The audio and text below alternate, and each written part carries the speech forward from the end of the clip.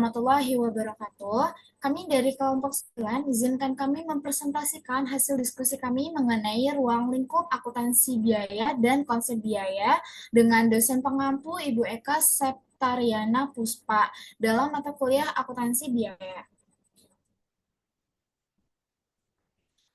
Kelompok kami atau kelompok 9 beranggotakan saya sendiri, Anida Kesi Ramadhani dengan NIM 1706624048. Lalu saya Mutiara Sabar dengan NIM 17066240050. Lalu saya Salwa Atira dengan NIM 1706624005. Lalu saya Pandarindu Ramadhani Putri Hansen dengan NIM 1706624008.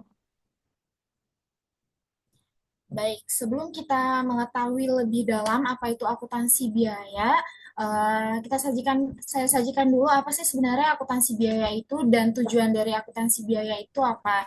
Jadi, for your information aja, kalau misalnya akuntansi biaya itu adalah bagian dari akuntansi manajemen, yang dimana menjadi salah satu bidang akuntansi yang menekankan pada penentuan dan pengendalian biaya. Nah, ternyata akuntansi biaya itu nggak cuma dipakai di perusahaan manufaktur aja, tapi dia juga dipakai di perusahaan non-manufaktur kayak konsultan, perusahaan asuransi, terus ada perbankan, dan instansi pemerintah yang menggunakan teknik akuntansi biaya. Jadi intinya akuntansi biaya itu adalah alat bagi manajemen atau tools of management untuk melakukan perencanaan dan pengawasan kegiatan yang relevan dengan biaya produksi. Nah, selanjutnya ini telah disajikan 4 tujuan dari akuntansi biaya. Yang pertama adalah penentuan harga pokok. Jadi dalam penentuan harga pokok itu semua biaya dikeluarkan perusahaan harus dicatat dan dikelompokkan bisa berdasarkan pekerjaan, departemen ataupun pusat biayanya kayak ada biaya listrik, gaji karyawan dan bahan baku itu harus dikelompokkan. Yang kedua ada perencanaan biaya. Nah, perusahaan itu harus punya rencana biar nggak asal keluar aja nih duitnya. Nah, perencanaan ini tuh bisa mencakup strategi jangka pendek ataupun jangka panjang seperti harga jual dan volume penjualan. Yang ketiga ada pengendalian biaya. Perusahaan itu harus bisa ngontrol pengeluaran dengan cara membandingkan antara biaya yang direncanakan atau budgeting dengan biaya yang sebenarnya atau biaya realnya. Dan yang terakhir ada dasar untuk pengambilan keputusan yang khusus. Jadi misalnya nih kita kan pengen jualan makanan, tapi ragu nih mau bikin sendiri atau mau ngambil dari supplier aja. Nah, dengan analisis biaya ini kita jadi tahu mana yang lebih menguntungkan. Tadi kan sempat disinggung kalau misalnya akuntansi biaya itu ternyata bagian dari akuntansi manajemen. Nah, ini disajikan, sorry, eh, akuntansi menurut pemakai informasinya itu dibedakan menjadi dua, yaitu akuntansi manajemen dan akuntansi keuangan. Nah, ini telah disajikan beberapa aspek yang membedakan antara akuntansi keuangan dan akuntansi manajemen. Sebenarnya aspek yang paling membedakan itu dari pemakai laporannya. Kalau misalnya akuntansi keuangan itu pemakai laporannya pihak eksternal seperti investor, kreditor, ataupun pemerintah. Sedangkan kalau akuntansi manajemen itu pemakai laporannya pihak internal kayak manajemen perusahaan. Nah, dari aspek standar penilaiannya, kalau akuntansi keuangan itu mengikuti PSAK yang berlaku, sedangkan kalau akuntansi manajemen itu tidak terkait dengan standar. Nah, cakupan informasinya sama kayak tadi, kalau akuntansi keuangan itu pihak eksternal, sedangkan akuntansi manajemen itu pihak internalnya. Nah, untuk sifat dari laporan, akuntansi keuangan itu bersifat historis, sedangkan akuntansi manajemen itu berorientasi pada masa depan. Lalu untuk jenis informasinya, akuntansi keuangan itu menggunakan laporan keuangan, sedangkan akuntansi manajemen itu informasi keuangannya bisa dari laporan dari keuangan ataupun non keuangan. Dan yang terakhir, periode laporannya untuk akuntansi keuangan itu bersifat periodik, jadi sesuai periode perusahaannya. Sedangkan kalau misalnya akuntansi manajemen itu sesuai kebutuhan pimpinan perusahaan. Jadi suka-suka pimpinan perusahaannya itu membutuhkan data dari akuntansi manajemen itu kapan.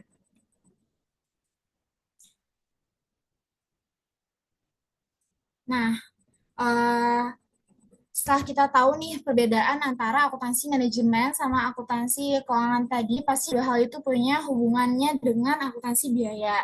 Yang pertama ini ada hubungan akuntansi biaya dengan akuntansi keuangan, yaitu untuk menentukan harga pokok produk dengan laporan laba rugi dan posisi keuangan, tapi harus tetap sesuai dengan standar akuntansi yang berlaku atau PSAK ya kalau di Indonesia. Nah, sedangkan hubungan akuntansi biaya dengan akuntansi manajemen itu untuk membantu manajemen dalam perencanaan, pengendalian, dan analisis biaya untuk pengambilan keputusan yang strategis dan tentunya opsional. Jadi buat bantu bos-bos di dalam perusahaan itu buat butuh data biaya buat ngecek biaya produksi yang seharusnya ataupun biaya yang sebenarnya.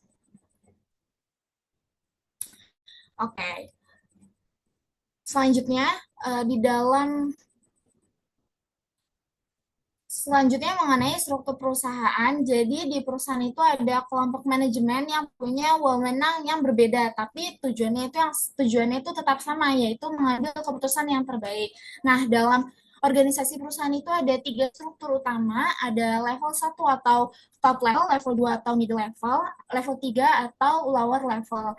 Jadi kalau misalnya level yang pertama atau top level itu uh, isinya tuh orang-orang yang paling atas di perusahaan kayak dirut atau direktur utama, wakil dirut, terus pimpinan divisi, terus wewenangnya itu untuk mengambil keputusan yang jangka panjang. Jadi top level itu untuk mengambil keputusan jangka panjang. Sedangkan middle level itu uh, isinya seperti manajer divisi, manajer cabang, kepala bagian. Nah, tuh wewenang ini untuk mengambil keputusan jangka menengah, sedangkan lower level itu biasanya ada kepala regu, supervisor, tim operasional. Nah, wewenangnya itu untuk mengambil keputusan yang jangka pendek. Jadi top level untuk jangka panjang, middle level untuk jangka menengah, sedangkan lower level untuk jangka yang pendek. Nah, dalam perusahaan itu ada dua jenis fungsi penting biar semuanya berjalan lancar, yaitu fungsi lini dan fungsi staff. Kalau fungsi lini itu sebagai pengambil keputusan. Nah, di bagian perusahaan ini dia yang langsung terlibat dalam kegiatan utamanya. Sedangkan kalau fungsi staff itu kayak cuman jadi support sistem si fungsi lini aja, atau kayak jadi pendukung atau penasihat mereka. Jadi mereka nggak langsung bikin keputusan, tapi bantu fungsi lini dengan saran dan datanya mereka. Oke, selanjutnya akan dilanjutkan dengan rekan saya, Salwa.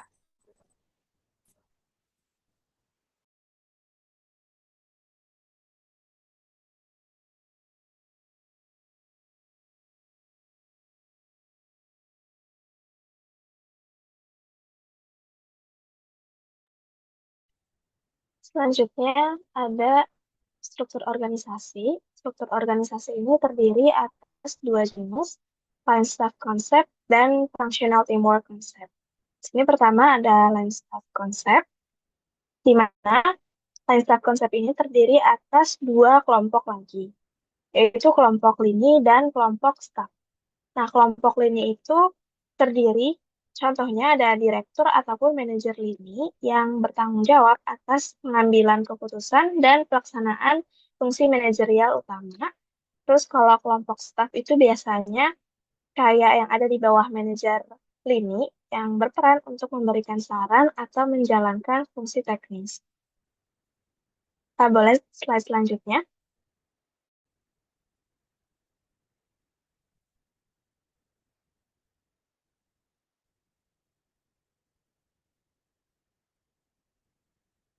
Lalu di sini ada yang kedua yaitu functional teamwork concept.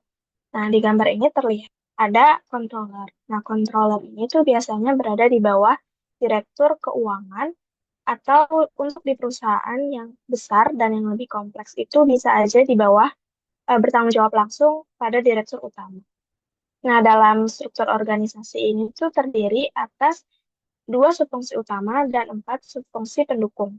Dua subfungsi utama yaitu akuntansi keuangan dan akuntansi biaya yang fungsinya itu membantu controller untuk menghimpun atau mengumpulkan berbagai informasi akuntansi yang dibutuhkan oleh semua unit dalam perusahaan. Nah, subfungsi akuntansi biaya ini tuh terbagi lagi menjadi dua unit. anggaran dan analisis kinerja, serta distribusi dan pencatatan biaya. Nah, kalau anggaran dan analisis kinerja itu berfungsi untuk menyusun anggaran operasional dan keuangan, terus membandingkan anggaran dari tiap-tiap unit, lalu menyusun laporan keuangannya. Lalu ada distribusi dan pencatatan biaya, berfungsi untuk mencatat biaya yang berkaitan dengan proses produksi, kemudian menyusun laporan biayanya untuk digunakan oleh manajemen untuk mencari solusi atas permasalahan yang akan muncul. Lalu subfungsi akuntansi keuangan terdiri atas 6 unit, yaitu piutang, utang, buku besar, aset tetap, billing, serta gaji dan upah. Nah, 4 subfungsi pendukung itu ada analisis keuangan dan khusus yang berfungsi untuk membantu controller dalam menganalisis keuangan perusahaan internal yang nantinya juga diserahkan kepada pihak manajemen untuk menilai kinerja yang sudah dilakukan. Lalu ada subfungsi audit internal untuk mengaudit keuangan internal perusahaan. Nah, audit internal ini tuh bertanggung jawab langsung kepada direktur utama ataupun dewan komisaris di beberapa perusahaan. Lalu ada sistem dan prosedur. Nah, mereka ini tuh bertanggung jawab atas penerapan komputer dalam pengolahan data perusahaan dan pengembangan sistem. Yang terakhir ada pajak, yaitu membantu controller dalam perencanaan pajak, memberikan saran terkait transaksi yang berhubungan dengan perpajakan sama menangani pengisian SPT pajak. Slide selanjutnya.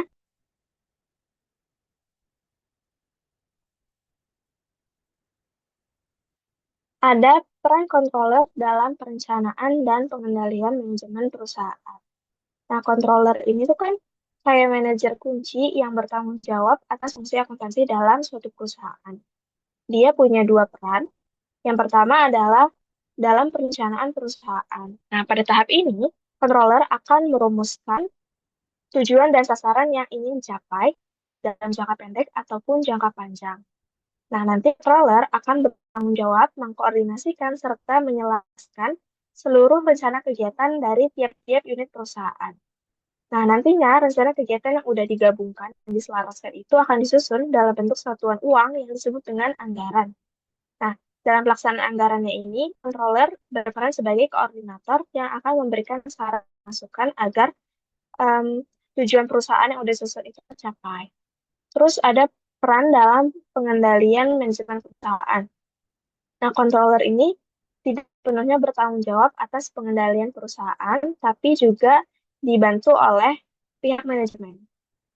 Nah, dalam perannya, controller ini menyediakan laporan dan analisis yang menyoroti aspek penting bagi pihak-pihak manajemen. Selain itu, dia juga berperan sebagai penasihat tentang teknik pengendalian, terus juga membandingkan hasil dengan anggaran serta mengidentifikasinya apakah terdapat penyimpangan, juga memberikan masukan agar program dan anggaran yang udah disusun itu dapat dijalankan sesuai rencana. Boleh slide selanjutnya. Sini ada pendekatan dalam penentuan harga pokok. Ada 3 pendekatan. Yang pertama, sistem perhitungan biaya tradisional. Ada 2 jenis, yaitu metode job order costing dan metode proses costing. Nah, metode job order costing itu berarti kan penentuan harga pokok berdasarkan pesanan.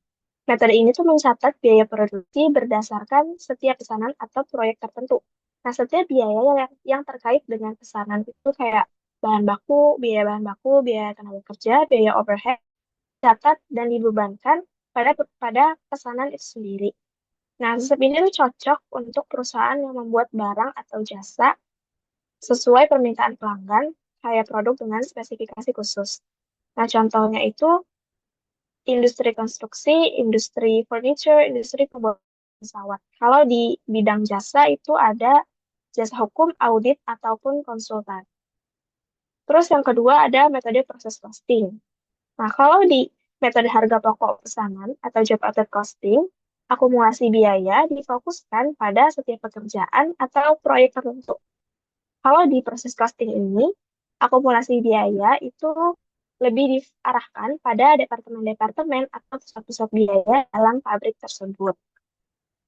Kemudian, Metode proses costing ini cocok untuk perusahaan yang produksi barang secara massal, terus homogen dan berkelanjutan. Contohnya itu ada perusahaan penggilingan gandum, pabrik minuman, industri kimia, industri tekstil, dan juga dapat diterapkan untuk proses perakitan dan pengujian produk yang melibatkan banyak barang kecil dengan karakteristik yang sama. Contohnya kayak peralatan listrik, suku cadang elektronik, ataupun peralatan rumah tangga. Boleh slide selanjutnya. Di sini ada contoh dari job order costing. Nah, toko XYZ itu pertama-tama memperkirakan total overhead dalam satu periode sebesar $5.000 dan total jam kerja langsung atau direct labor hours dalam satu periode itu 1.000 jam. Nah, pertama-tama nih toko XYZ bakal menghitung biaya overhead atau tarif overhead yang disebut dengan predetermined overhead rate dengan cara membagi total estimated overhead cost yaitu $5.000 dibagi dengan total estimated base yaitu yang tadi jam kerja langsung yaitu 1.000. Hasilnya itu 5 per jam kerja langsung. Artinya, setiap jam kerja langsung akan dikenakan biaya overhead sebesar $5. Nah, $5 itu disebutnya dengan tarif overhead atau overhead rate. Nah, toko XYZ ini tuh memproduksi dan menjual 4 jenis produk dari atas ke bawah, yaitu kue tart, croissant, cookie, donat. Nah, tiap produk ini memiliki jumlah unit yang diproduksi dan dijual, sama punya cooking hour atau waktu memasak yang berbeda. Nah, untuk menghitung biaya overhead per produk, itu caranya mengalihkan jam kerja langsung atau cooking hours dengan overhead rate yang udah dihitung sebelumnya, yaitu $5. Berarti contohnya di sini yang kue tart. Caranya itu berarti cooking hours-nya kan 35. Berarti 35 dikali $5, hasilnya itu $175. Jadi untuk produk kue tart, biaya overhead-nya itu adalah $175. Nah, untuk menghitung overhead cost per unit atau biaya overhead per unitnya itu caranya dengan membagi biaya overhead totalnya itu untuk tiap produk dibagi dengan jumlah unit yang diproduksi dan yang terjual. Kita ambil contoh kue tart lagi.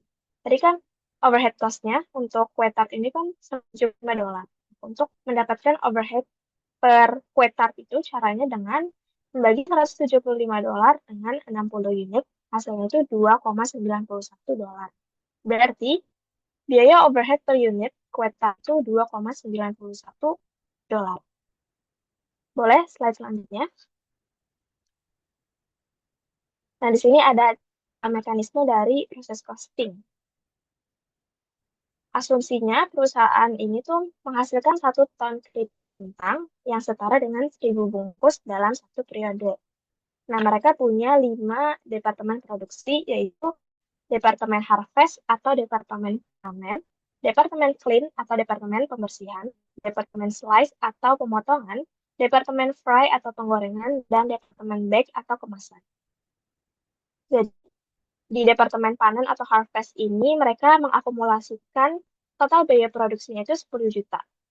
Terus tadi kan ada 1.000 bungkus. Berarti caranya untuk mendapatkan berapa HPP per unitnya itu di Departemen Panen dengan membagi 10 juta dengan 1.000. Berarti hasilnya 10.000 per unit di Departemen Panen. Lanjutnya di Departemen Pembersihan, yaitu 2 juta dibagi dengan 1.000, hasilnya 2.000 per unit di Departemen Pembersihan. Terus di Departemen Pemotongan, yaitu 3 juta dibagi dengan 1.000, hasilnya 3.000. Terus di Departemen Penggorengan, yaitu 5 juta dibagi dengan 1.000, hasilnya itu 5.000. Dan terakhir, Departemen Pengemasan, yaitu 4 juta dibagi 1.000, hasilnya 4.000. Dan HPP-nya itu bisa ditentukan dengan cara menjumlahkan semua biaya per unit di tiap-tiap departemen. Di Departemen Panen 10.000 ditambah dengan di Departemen Pembersihan 2.000 ditambah dengan Departemen Pemotongan itu 3.000 ditambah dengan di Departemen Penggorengan 5.000 dan ditambah dengan Departemen Pengemasan yaitu 4.000. Berarti didapat HPP-nya itu untuk satu bungkus keripik kentang yaitu 24.000. Boleh slide selanjutnya. Nah, ada yang nomor 2, pendekatan dalam penentuan harga pokok dengan menggunakan metode just in time. Nah, metode just in time itu merupakan metode penentuan harga pokok yang menggunakan biaya aktual saat produksi berlangsung karena mereka ini berfokus pada efisiensi dan pengurangan pemborosan melalui manajemen persediaan minimal. Nah, tujuan dari just in time ini tuh untuk mengurangi biaya dengan menghilangkan persediaan yang tidak diperlukan. Nah, dalam sistem ini tuh bahan baku dan komponen itu dikirim tepat saat proses produksi akan dilakukan.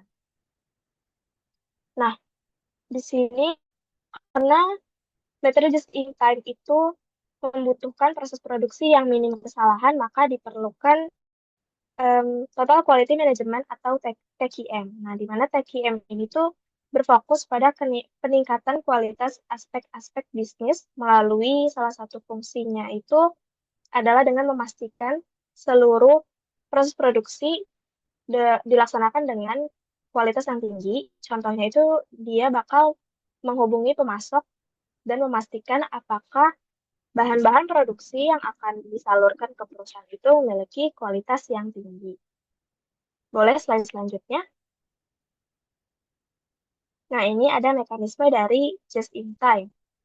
Yang pertama, pemesanan oleh pelanggan, itu proses dimulai ketika pelanggan melakukan pemesanan produk.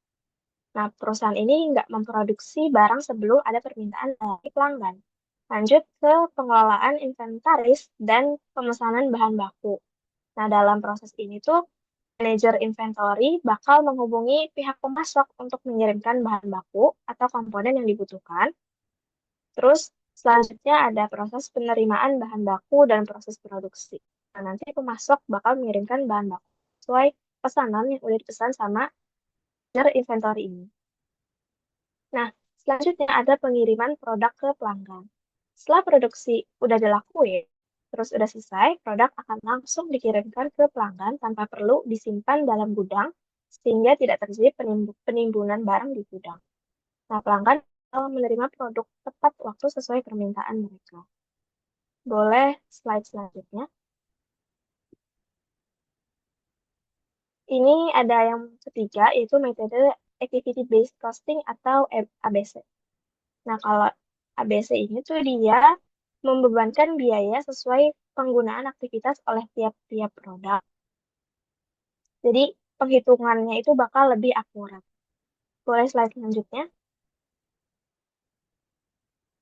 Nah, ini ada contoh atau mekanisme dari Activity Based Costing. Nah, jadi gambar tersebut menunjukkan distribusi biaya overhead pada 4 jenis produk makanan berdasarkan jumlah unit yang diproduksi dan dijual, serta jam memasak yang dibutuhkan untuk memproduksinya. Pertama-tama, toko tersebut akan menghitung total jam memasak dengan menjumlahkan semua jam yang digunakan oleh tiap produk. Nah, tarif overhead-nya atau overhead rate-nya itu dihitung dengan cara membagi jam memasak produk dengan total jam memasak. Contohnya di sini yang pertama ada kue tart.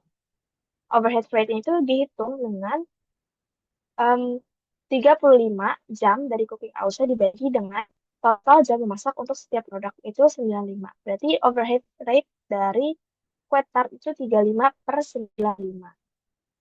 Nah, nanti biaya overhead untuk setiap produk itu diperoleh dengan mengalihkan tarif overhead tadi yang udah dihitung dengan si electricity expense atau total biaya listriknya itu sebesar $300.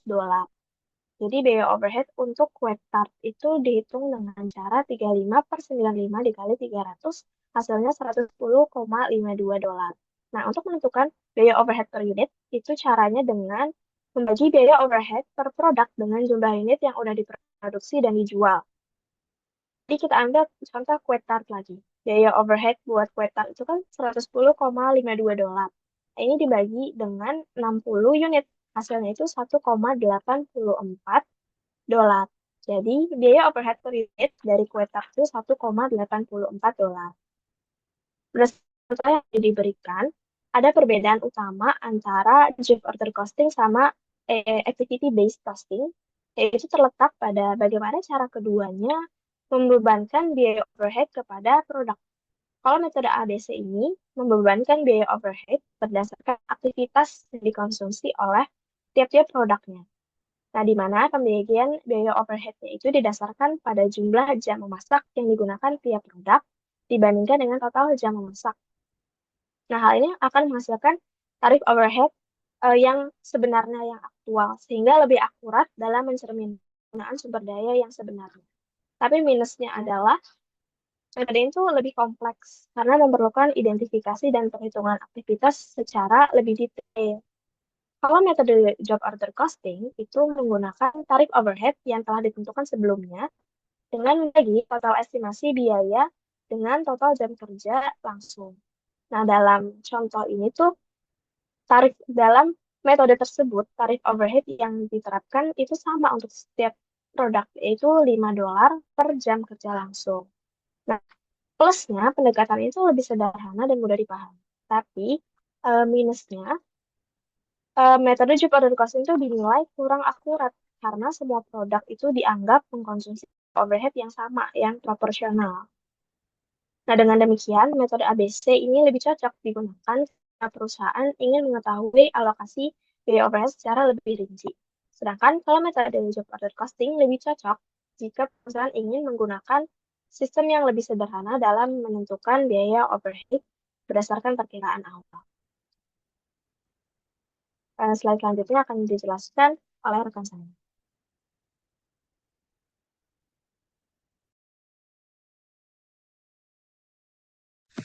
Oke, berikutnya kita akan ke pengertian biayanya ini sendiri. Nah, akuntansi biaya ini kan suatu sistem informasi akuntansi yang tujuannya untuk menyediakan informasi mengenai biaya organisasi kepada manajemen organisasi untuk digunakan untuk berbagai tujuan yang berbeda. Misal, pimpinan atau CEO itu mau lihat biaya unit dari produk yang dihasilkan perusahaannya. Apakah lebih efisien atau eh, ada cara yang lebih efisien gitu.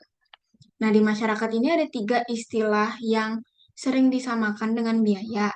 Padahal tiga-tiganya itu beda. Yang pertama ini ada biaya atau cost. Nah, biaya atau cost ini adalah pengeluaran-pengeluaran atau nilai pengorbanan yang dilakukan untuk memperoleh barang atau jasa yang berguna di masa yang akan datang atau memiliki manfaat lebih dari satu periode akuntansi tahunan. Nah, jadi tuh kalau biaya ini, misal kita beli mesin, misal kita beli mesin 10 juta. Nah, mesinnya ini kan bisa kita pakai selama 10 tahun, 20 tahun. Itu berarti dia punya masa manfaat yang panjang. Nah, berarti dia masuk ke biaya. Boleh di next. Nah, berikutnya ada beban atau expense. Beban atau expense ini biaya yang kita keluarkan, tapi manfaatnya itu udah udah kita dapatkan atau cuma dalam satu periode aja. Jadi, contohnya tuh kayak beban sewa. Kan biasanya kita kalau bayar sewa itu antara 1 bulan atau 1 tahun. Nah, jadi itu dia masuknya ke beban karena dia bukan barang atau jasa yang kita terima manfaatnya dalam jangka panjang. Nah, kalau untuk kerugian ini biaya yang timbul ketika barang atau jasa yang kita peroleh tidak memiliki nilai sama sekali atau tidak lagi bermanfaat karena kondisi tertentu. Misal kita beli mesin rusak. Nah, mesin mesin yang tadi kita beli 10 juta itu yang bisa untuk 10 tahun, tiba-tiba rusak pas 2 tahun dipakai. Berarti kan kita harusnya masih punya sisa 8 juta ya kalau kita pakai straight line method. Nah, kita punya 8 juta tapi 8 jutanya ini hilang karena mesinnya rusak dan 8 juta ini masuk ke biaya kerugian. Boleh di next. Nah, berikutnya ada klasifikasi biaya. Berdasarkan objek biayanya, bia, sorry, sorry.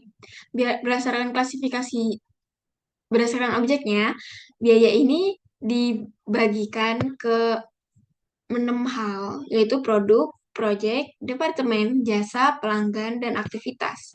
Objek yang paling umum digunakan oleh perusahaan itu biasanya produk, departemen, dan aktivitas. Boleh di next.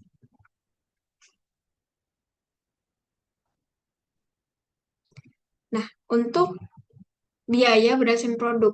Biaya produksi itu singkatnya biaya untuk mengubah bahan baku menjadi bahan jadi. Nah, biaya bahan baku langsung itu biaya perolehan dari bahan baku yang menjadi bagian utama dari semua barang jadi. Misal kalau kita perusahaan mebel, kita bikin meja, lemari, kursi, dan lain-lain, itu kan bahan utamanya kayu ya, karena kalau kita lihat pun yang paling banyak dalam produk itu memang kayu. Jadi dari perusahaan mebel, contoh bahan baku langsungnya adalah kayu. Nah, berikutnya adalah biaya bahan baku tidak langsung. Biaya bahan baku tidak langsung ini bahan baku, tapi tidak dapat ditelusuri secara langsung dengan mudah dan ekonomis ke objek biayanya. Misal, barang jadi atau produk. Nah, contoh dari biaya bahan baku tidak langsung ini kayak lem, paku, skrup, dan lain-lain. Karena sebenarnya dia masuk ke bahan baku pembuatan mejanya, tapi nggak kelihatan banget. Kayak kalau di lem itu kita kan nggak bisa lihat lemnya kan. Boleh di next. Nah, berikutnya ada biaya tenaga kerja langsung. Biaya tenaga kerja langsung itu gaji atau upah yang dibayarkan ke semua tenaga kerja yang terlibat secara langsung dalam proses produksi untuk menghasilkan barang jadi. Contohnya ini kalau misal kita di perusahaan mebel, berarti contoh biaya tenaga kerja langsung itu pekerja-pekerja yang memotong kayu, yang merakit kayu-kayunya. Nah, berikutnya ada biaya tenaga kerja tidak langsung. Biaya tenaga kerja tidak langsung ini gaji atau upah yang dibayarkan untuk semua tenaga kerja yang tidak terlibat secara langsung dalam produksi barang jadi. Contohnya kayak gaji manajer, gaji karyawan bidang administrasi, bidang akuntansi. Mereka kan nggak membantu secara langsung dalam membuat mejanya, tapi mereka tetap bekerja dan berkontribusi pada perusahaan. Boleh di next.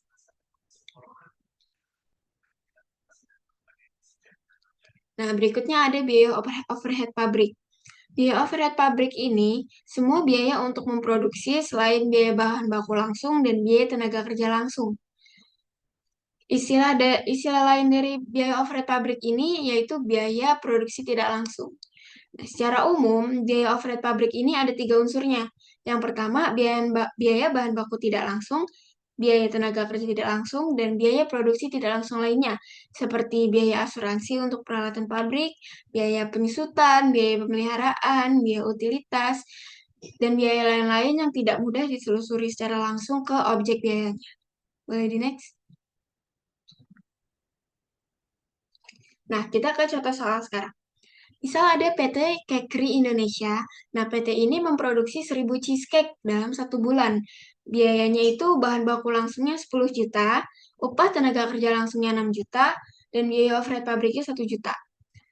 Di sini diminta untuk menghitung total biaya produksi untuk 1 bulan, dan hitung biaya per unit cheesecake yang diproduksi dalam 1 bulan terakhir. Boleh di next? Nah,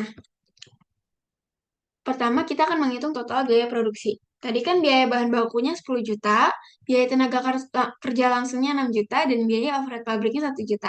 Berarti untuk total biaya produksi itu cukup dijumlahkan aja semuanya. Jadi 10 juta tambah 6 juta tambah 1 juta, jadi 17 juta rupiah untuk total biaya produksi. Nah, kalau untuk biaya cheesecake per unit, itu bisa kita hitung dengan total biaya produksi dibagi dengan jumlah kue. Nah, total biaya produksinya tadi kan 17 juta. Dan jumlah kuenya ada 1000 unit.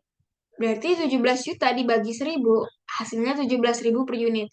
Berarti biaya cheesecake per unitnya yaitu ada 17.000. Boleh di next? Nah, ini ada bentuk pengklasifikasian lainnya dari biaya berdasarkan produknya. Pertama yaitu biaya utama. Biaya utama itu didapat dari biaya bahan baku langsung ditambah biaya tenaga kerja langsung. Jadi ibaratnya benar-benar biaya yang bersentuhan langsung dengan bahan baku. Lalu ada biaya konversi. Biaya konversi ini biaya tenaga kerja langsung ditambah biaya overhead pabrik. Atau bisa dibilang biaya yang kita keluarkan untuk mengubah satu barang bahan baku menjadi ke barang jadi. Boleh di next? Nah, kita ada contoh soal lagi. Masih dengan PT Kekri Indonesia yang memproduksi 1000 cheesecake. Biaya-biayanya masih sama, biaya bahan baku 10 juta, upah tenaga kerja langsung 6 juta, dan biaya freight pabrik 1 juta. Tapi di sini kita diminta untuk hitung total biaya utama dan hitung biaya konversi per unit. Boleh di next? Nah, total biaya utamanya, tadi kan biaya utama itu diambil dari biaya bahan baku langsung ditambah biaya tenaga kerja langsung.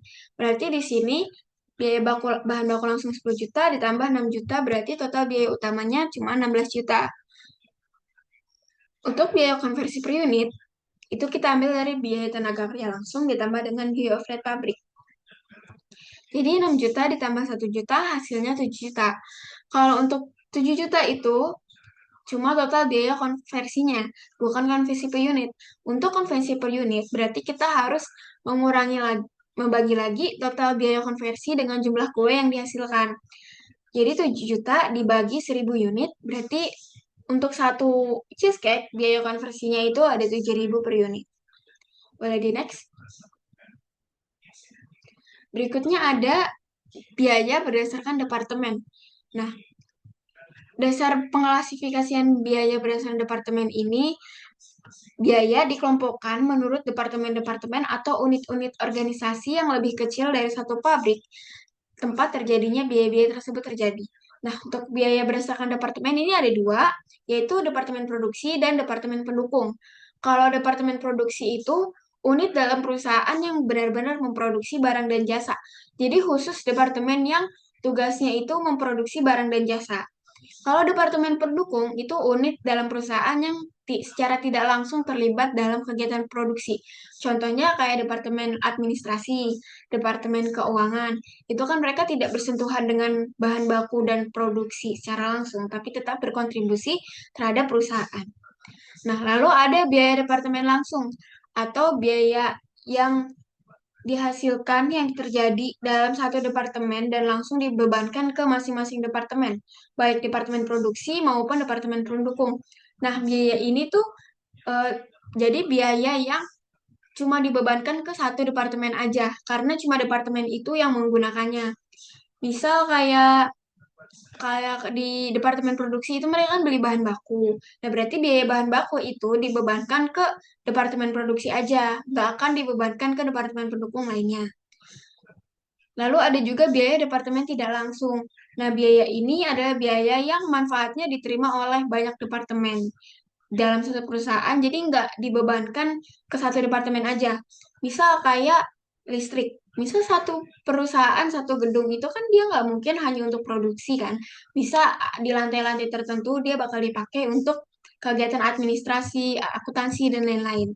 Nah, untuk ini, tapi biaya listriknya tetap sama, tetap dibayar satu kali. Dan ini nggak bisa dibebankan ke satu departemen aja. Jadi biaya ini termasuk ke biaya departemen tidak langsung. Boleh di next?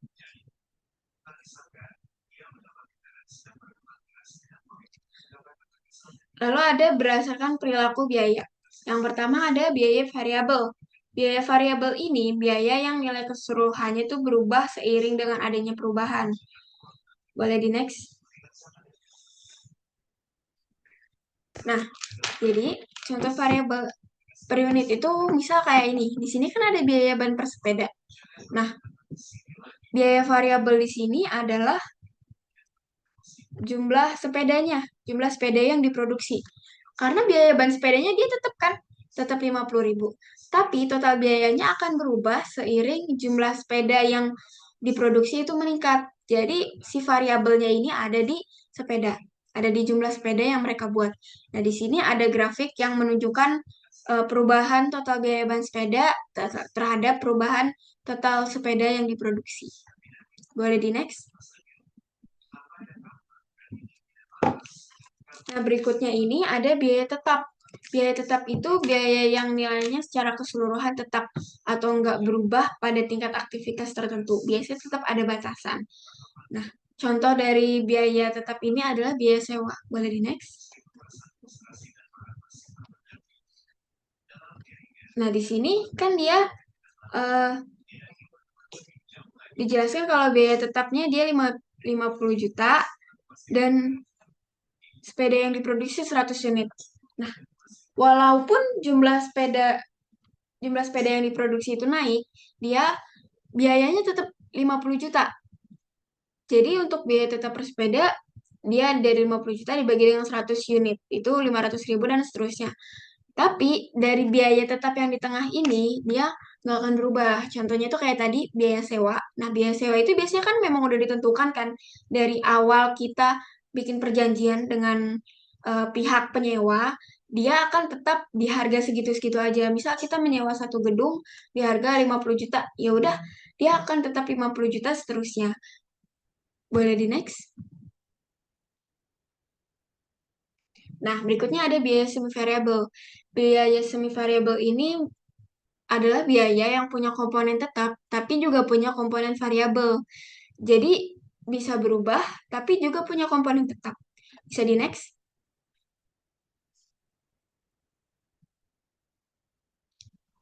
Nah, contohnya di sini ada biaya listrik. Kan di sini tarif listriknya dia tetap kan, tetap 1.100. Nah, dan biaya bulanannya juga tetap. Biaya bulanan itu misal kayak biaya minimal yang harus dibayar. Nah, sisanya itu variabelnya itu ada di pemakaian KWH. Semakin besar pemakaiannya, tentu perkiraan jumlah biaya listriknya akan lebih tinggi. Tapi di sini di grafiknya, dia kan ada titik-titik di bawah dan dia dimulai dari 100 ribu. Karena berapapun jumlah pemakaian KWH-nya, berapapun jumlah pemakaian listriknya, kita tetap harus bayar 100 ribu per bulan untuk biaya bulanan listrik. Boleh di next. Berikutnya akan dijelaskan oleh rekan saya. Selanjutnya ada biaya berdasarkan periode akuntansi, itu ada dua, biaya produk dan biaya periode. Nah, di sini ada biaya produk, yaitu contohnya biaya bahan baku langsung, biaya tenaga kerja langsung, dan biaya overhead pabrik. Pada saat terjadinya, biaya produk dicatat dan dialokasikan sebagai persediaan dan dilaporkan dalam laporan posisi keuangan. Nah, setelah persediaan tersebut terjual, maka biaya dari persediaan akan menjadi beban pokok penjualan yang nantinya akan dikurangkan dengan penjualan pada laporan laba rugi. Boleh di next slide. Ini ada biaya periode. Nah, biaya periode itu biaya-biaya yang terjadi yang tidak ada hubungannya dengan kegiatan produksi barang ataupun jasa. Ada dua jenis, pengeluaran pendapatan dan pengeluaran modal. Pengeluaran pendapatan itu pengeluaran yang manfaatnya hanya untuk satu periode saja. Contoh, pada perusahaan manufaktur adalah itu biaya pemeliharaan manfaatnya hanya untuk satu periode mesin dan peralatan pabrik yang tidak menambah masa manfaat, tetapi hanya membuat mesin dan peralatan tersebut dapat beroperasi seperti yang diharapkan. Terus yang kedua ada pengeluaran modal. Nah, pengeluaran modal itu pengeluaran yang manfaatnya lebih dari satu periode akuntansi. Biaya ini awalnya dicatat sebagai aset, dan apabila manfaat dari pengeluaran tersebut sudah diperoleh, maka akan berubah menjadi beban yang akan dilaporkan dalam laporan laba rugi. Contoh, pengeluaran modal untuk perusahaan manufaktur adalah pengeluaran untuk pembelian gedung. Nah, pada awalnya gedung itu dicatat sebagai gedung ataupun aset tetap yang termasuk ke dalam aset tetap dan dilaporkan pada laporan posisi keuangan. Secara bertahap, harga perolehan dari gedung ini akan disusutkan dan berubah menjadi beban penyusutan gedung. Boleh next slide.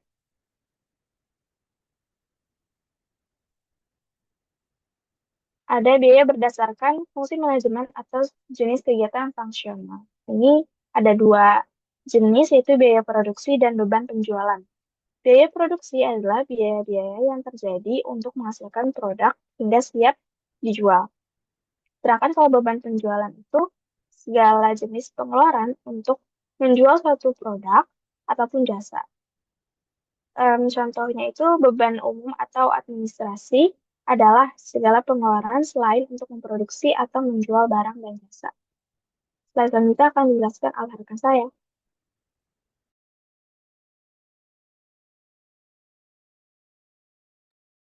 Selanjutnya saya akan menjelaskan mengenai siklus akuntansi biaya. Pada dasarnya, prosedur-prosedur dalam siklus akuntansi biaya tidak berbeda dengan yang telah dipelajari dalam akuntansi keuangan. Namun demikian, akuntansi biaya lebih terperinci dalam menyajikan pendataan. Contohnya dalam akuntansi biaya, kelompokan persediaan di mana ada 3 kelompok. Yang satu adalah persediaan bahan baku atau raw material, yaitu akun persediaan bahan baku yang belum digunakan dalam produk. Lalu yang kedua ada persediaan barang dalam proses atau work in process, yaitu akun persediaan untuk barang yang pada saat laporan masih di dalam proses produksi. Lalu yang ketiga itu adalah persediaan barang jadi, yaitu akun persediaan untuk barang yang telah selesai diproduksi dan siap untuk dijual. Selain itu, ada akun-akun yang umumnya dipergunakan untuk menggambarkan kegiatan produksi di perusahaan manufaktur. Contohnya adalah persediaan bahan baku, barang dalam proses, gaji dan upah, barang jadi, biaya overhead pabrik, dan beban pokok penjualan. Selanjutnya,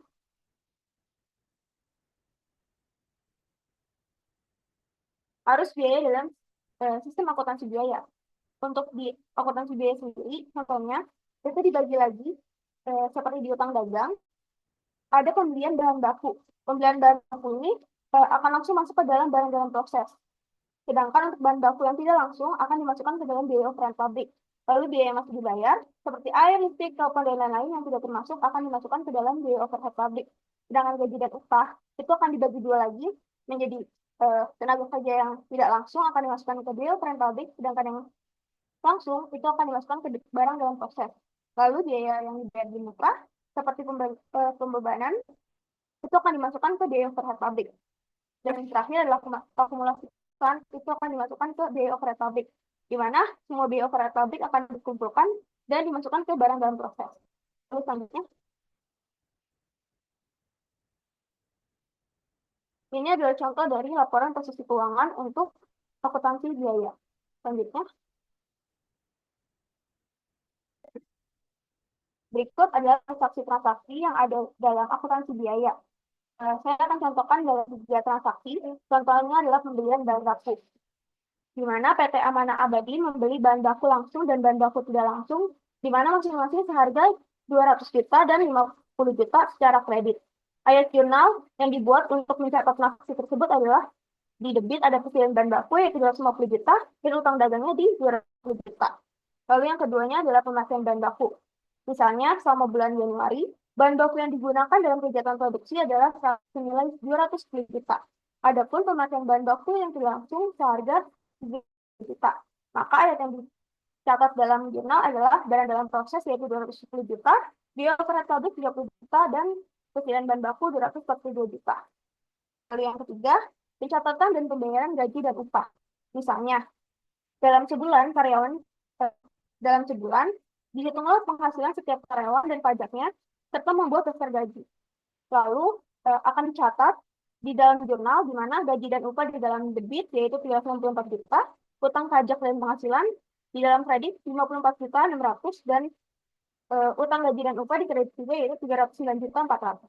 Selanjutnya. Jadi kalau di dalam laporan keuangan perusahaan manufaktur itu ada beberapa laporan keuangan pokok yang harus disajikan kepada pihak eksternal, seperti kreditur, pemegang saham, dan pemangku kepentingan lainnya, yang seperti meliputi 1. Laporan posisi keuangan, laporan laba rugi, laporan perubahan ekuitas, laporan arus kas, dan catatan atas laporan keuangan. Nah, perusahaan manufaktur ini memiliki laporan tambahan untuk mendukung laporan laba rugi, yaitu laporan beban pokok penjualan atau cost of goods sold statement. Dalam laporan laba rugi yang ditujukan untuk pihak eksternal, elemen beban pokok penjualan umumnya disajikan dalam satu jumlah total tanpa rincian, namun untuk kepentingan internal, perusahaan menyusun laporan beban pokok penjualan secara lebih terperinci sebagai bagian dari laporan laba rugi. Selanjutnya dilanjutkan oleh teman saya. Selanjutnya ada cara perhitungan beban pokok penjualan. Contohnya ini di soalnya perhitungan beban pokok penjualan berikut ini merupakan dasar yang menunjang angka beban pokok penjualan sebesar 720 juta yang diapkan disajikan laporan laba rugi PT Amanah Abadi. Nah, di sini ada 3 langkahnya. Yang pertama itu kita harus menghitung biaya bahan baku langsungnya dulu selama bulan Januari 2018. Jadi caranya itu persediaan bahan baku pada tanggal 1 Januari 2018 itu ditambah pembelian bahan baku bulan Januari pada tahun 2018. Nah, hasilnya itu menghasilkan bahan baku yang tersedia untuk dipakai. Lalu dikurangi dengan bahan baku tidak langsung yang dipakai dan persediaan bahan baku pada akhir periode atau 31 Januari 2018. Maka menghasilkan biaya bahan baku langsung sebesar 290 juta. 210 juta, sorry.